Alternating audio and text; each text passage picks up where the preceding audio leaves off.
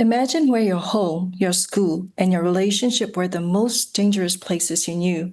This is the reality for millions of girls across low and middle income countries. Look at the left side of my slide. From Kiribati to Bangladesh, up to 92% of girls experience violent discipline at home. In the Solomon Islands, nearly half endure peer bullying, and in Fiji and Kiribati, around half experience intimate partner violence compared to 1 in 3 prevalence globally. And this violence is not a single event. It can have long-term impact. As shown in the middle section of my slide, the consequences are profound: depression, anxiety, self-harm, and long-term health risk. And it also leads to poor school performance, early sexual debut, and the entrenchment of intergenerational disadvantage.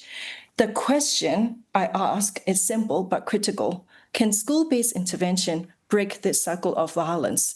To answer this, I conducted a systematic review which examined 29 interventions in 17 low and middle income countries, grouped into 4 types of intervention: short single component activities, curriculum-based program, multi-component approaches, and multi-level interventions. The colors in the 2 heat maps summarize the finding from the original study, not the pool data, so it should be interpreted with the context in mind. Green indicates effectiveness, yellow is promising, orange is mixed, and red shows no effect.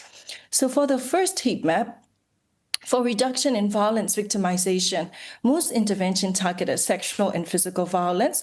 We can see that cyberbullying remains a major research gap. Available evidence is promising to reduce the sexual violence compared to other violences, with 6 interventions show reduction in sexual violence.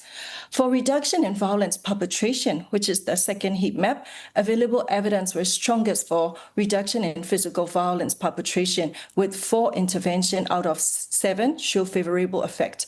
For both violence victimization and perpetration, multi-level interventions have the largest sample size, but the research base remained limited.